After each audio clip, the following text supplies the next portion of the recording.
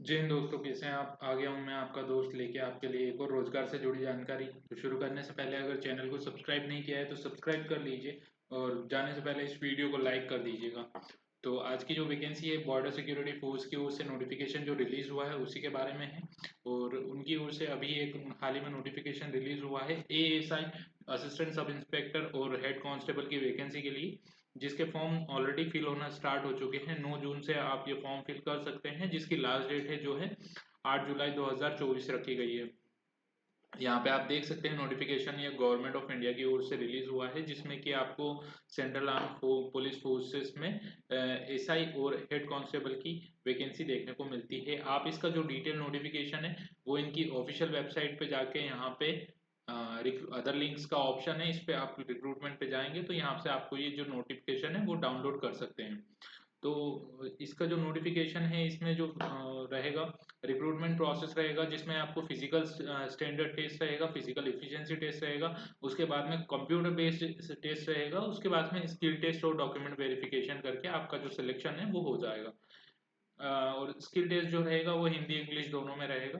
तो आप दोनों में से आपको जो सुटेबल रहे वो आप प्रेफर कर सकते हैं। इसमें पे लेवल की बात करें तो पे लेवल जो रहेगा यहाँ पे लेवल 5 के अकॉर्डिंग इनकी जो सैलरी है वो 29,200 से लेकर 92,300 तक रहेगी एएसआई की।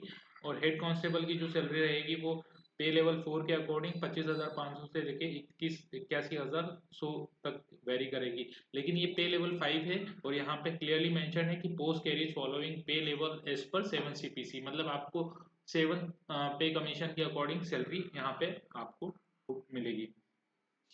वैकेंसीज और पोस्ट की जो डिटेल्स है वो मैं आपके साथ शेयर कर देता हूँ। एएसआई की total number of vacancy BSF में 17 है, सीआरपीएफ में 21 है, आईटीबीपी में 56 है, सीआईएसएफ में 146 है, एसएसबी में 3 है। और हेड कांस्टेबल की जो वैकेंसी है बीएसएफ में 302 है, सीआरपीएफ में 282 है, आईटीबीपी में 163 है, सीआईएसएफ में 496 है और एसएसबी में 5 है और असम राइफल्स में 3 है, 35 है।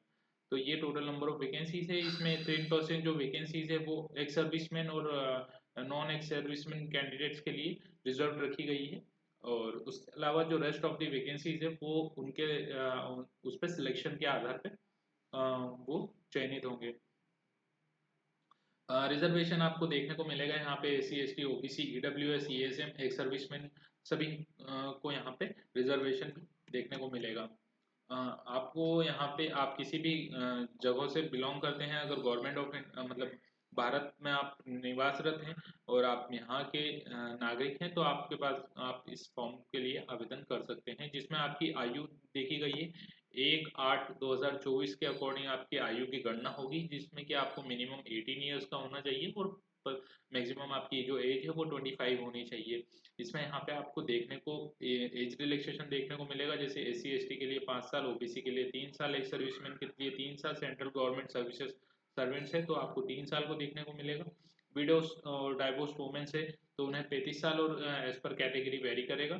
चिल्ड्रंस और डिपेंडेंट जो रहेंगे विक्टिम्स के उनके 5 साल, गुजरात के जो विक्टिम्स है उनके लिए 5 साल। कम्युनल रियोट्स 2002 के गुजरात दंगों में अगर कोई है उनकी फैमिली से तो उनको 8 साल। और children dependent victims of the killed in 1984 1984 के हादसे गुजरात में जो हुए थे उसके लिए 10 साल के यहाँ पे आपको देखने को मिलेगा। NCBC websites OBC central list candidates में refer NCBC website. Date of birth और एग्जाम सर्टिफिकेशन आपकी जो डेट वगैरह है ये सारी नॉर्मल डिटेल्स है। अगर कुछ इंपॉर्टेंट होता है मैं शेयर करूंगा आपके साथ में। Explanation an ex serviceman means paying a person, यहाँ पे एक सर्विसमैन का मतलब बताया गया है, लेकिन आपको उतना जानने की ज़रूरत नहीं है, क्योंकि अगर आप हैं तो आपको वहाँ पे जो सिंपल सी बेसिक डिटेल्स होती वही देनी होगी आपको जब फॉर्म फिल करेंगे तब। Process of certificate, formats of certificate यहाँ पे मेंशन है, उनके बारे में बताया गया है कि कौन से सर्टिफिकेट आपको प्रोवाइड करने होंगे, शो करने होंगे। Essential educational qualification, a candidate must have pass a senior secondary school certificate, मतलब 10+2 आपके पास में क्वालिफिकेशन होनी चाहिए फ्रॉम अ रिकॉग्नाइज्ड बोर्ड और यूनिवर्सिटी और equivalent. The candidates not require the essential qualification as on the stipulated date will not be eligible and did not apply. मतलब अगर आपके पास में क्वालिफिकेशन नहीं है तो आप अप्लाई ना करें। All candidates have physical standard test, मतलब आपकी फिजिकल एफिशिएंसी टेस्ट होगा, लेकिन फिजिकल स्टैंडर्ड टेस्ट भी आपके होना चाहिए, तभी आप इसके लिए आवेदन कर सकते हैं। कंप्यूटर बेस्ड टेस्ट भी रहेगा और स्किल टेस्ट भी रहेगा इसमें। हाउ टू अप्लाई, यहाँ पे आपको इस https://rectt.bsf.gov ये जो वेबसाइट है यहाँ से जाके आपको अप्लाई करना होगा। इस पे जाके आपको सबसे पहले ये लिंक जो है मैं आपको वहाँ पे इस वीडियो के डिस्क्रिप्शन में डाल दूंगा, वहाँ से जाके आप डायरेक्टली रूट कर सकते हैं। और मैं अपना जो टेलीग्राम चैनल है वहाँ पे भी ये जो डिटेल्स है वो अपलोड करता हूँ, तो अगर वहाँ से भी आप मेरा टेलीग्राम चैनल ज्वाइन करना चाहते हैं तो ज्वाइन कर लीजिए, और वहाँ से भी आपको इसकी जो जानकारी है वो समय समय पर मिलती रहेगी। इसमें आपको जो है यहाँ पे पर्सनल इन्फॉर्मेशन देनी होगी, जिसमें कि आपको अपना नाम, मोबाइल नंबर, ईमेल एड्रेस देना होगा, और आपको एक ओटीपी मिलेगा और उसके माध्यम से आप लॉगिन कर पाएंगे। उसके बाद में आपको एड्रेस डिटेल्स देनी होगी। उसके बाद में जो आपकी दूसरी डिटेल्स रहेगी वो आपको फिल करनी होगी। उसके अलावा फिर आपकी क्वालिफिकेशन डिटेल्स, वर्क एक्सपीरियंस, ये सभी डिटेल्स आप फिल करने के बाद में आपके सर्टिफिकेट और डॉक्यूमेंट्स को अपलोड करना होगा, और क्राइटेरिया जो रहेगा वो वहाँ पे आपको मेंशन करना होगा। उसके बाद में आपका जो फॉर्म है वो सबमिट कर दीजिएगा, आपका फॉर्म फिल हो जाएगा। ये जो डेट्स है मैं आपके साथ में शेयर कर चुका हूँ। यहाँ पे आपको एप्लीकेशन फ़ीस के बारे में बता देता हूँ कि आपको जो है 100 रुपीज़ का अमाउंट पे करना होगा। लेकिन अगर आप वुमेन्स है या SC ST कैंडिडेट्स है या एक्स सर्विसमैन है तो उस कंडीशन में आपको यहाँ पे कोई अमाउंट नहीं पे करना होगा। आपकी जो फीस रहेगी वो एग्जेम्प्टेड रहेगी, यहाँ पे मेंशन है क्लियरली। फीस के बारे में बात कर लेते हैं। आप Bhim UPI, net banking, credit card, debit card, maestro card, कोई से भी कार्ड से आप पेमेंट कर सकते हैं। लास्ट डेट जो पेमेंट की है वो है 8/7/2024। उसके अलावा यहाँ पे सेंटर्स ऑफ एग्जामिनेशन यहाँ पे मेंशन है कि आप कौन सी जगहों से एग्ज़ाम देना चाहें, वो आप सिलेक्ट करके वहाँ पे आप का जो सेंटर है वो सिलेक्ट करके आप वहाँ पे एग्ज़ाम दे सकते हैं। उस पर्टिकुलर स्टेट में जहाँ पे भी आपका सेंटर आपको अलॉट होगा वहाँ पे आपको एग्ज़ाम देनी होगी। यहाँ पे कोई भी आपके एग्ज़ाम सेंटर्स चेंज नहीं होंगे। उसके अलावा यहाँ पे जो रोल नंबर है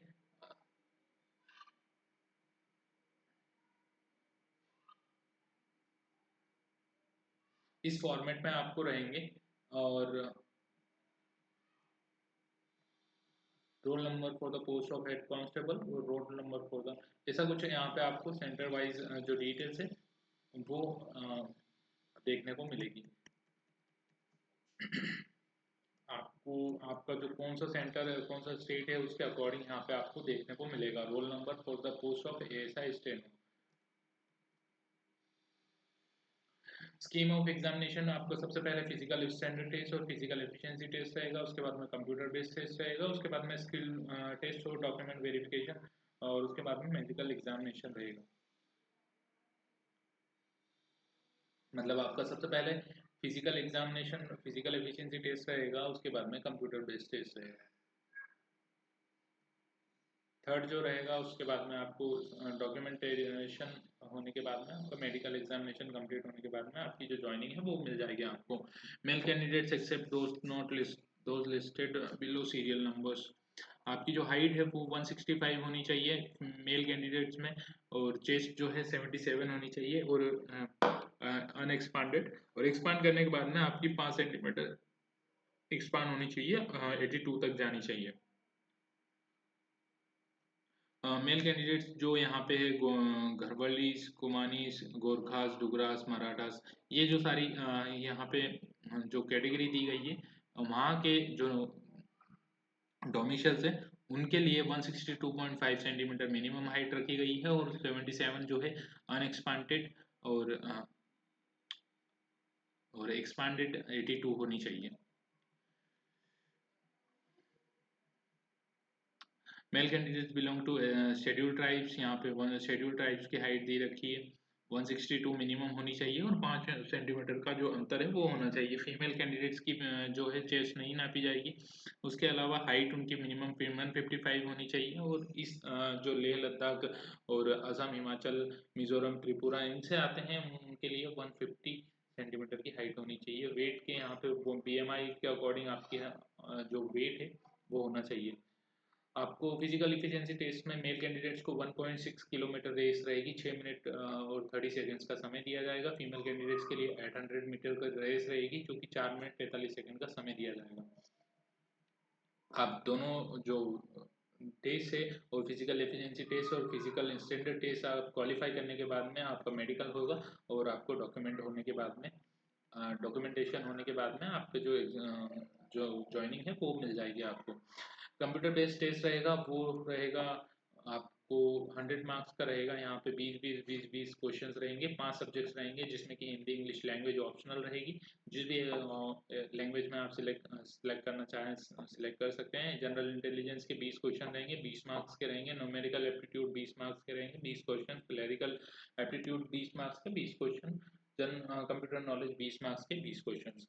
और इसमें आपको समय दिया जाएगा 1 आवर एंड 40 मिनट्स एंड जो कि 100 मार्क्स का रहेगा। मतलब 1 घंटे 40 मिनट का समय, एक अच्छा खासा समय यहाँ पे आपको देखने को मिलेगा। Question paper will be send to in Hindi English only.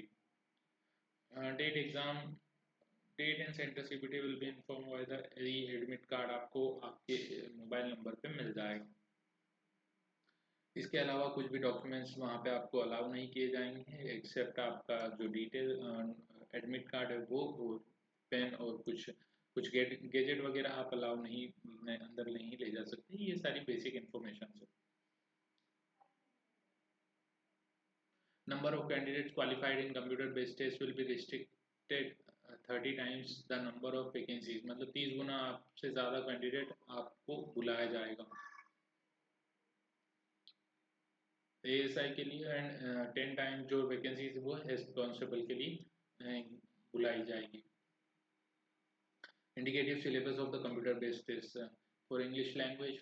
Hindi के लिए यहाँ पे सिलेबस इन्होंने दिया है, इंग्लिश के लिए दिया है, कंप्यूटर के लिए दिया है। फिजिकल एफिशिएंसी टेस्ट में कंप्यूटर स्किल टेस्ट में आपको शॉर्ट एंड स्पीड रहेगी। Skill test norms dictation of 10 minutes and at the speed of 80 words per minute. Transcription of time 50 minutes in English and 65 minutes in Hindi on computer. यहाँ पे steno की typing speed दी गई है combat steno और steno के लिए। यहाँ पे आपकी टाइपिंग स्पीड मेंशन है, उसके अकॉर्डिंग आपका जो स्किल टेस्ट है वो होगा। उसके बाद में आपको डॉक्यूमेंट वेरिफिकेशन रहेगा और आपका जो सिलेक्शन है वो हो जाएगा। मेडिकल एग्जामिनेशन करवाया जाएगा। मेडिकल में जो है यहाँ पे मेंशन है कि क्या क्या होगा, क्या साइट अटेंडेंस रहेगी। और यही थी मेरे ख्याल से आज की जानकारी। तो कैसी लगी आपको जानकारी। इसी के साथ समाप्त करते हैं आज का वीडियो। तो अगर कुछ डाउट रह जाता है तो आप कमेंट में पूछ सकते हैं। मैं सभी जो चीज़ें हैं वो डिस्कस कर चुका हूँ डिटेल में। इसके अलावा यहाँ पे कुछ इंपॉर्टेंट पॉइंट मेंशन नहीं है।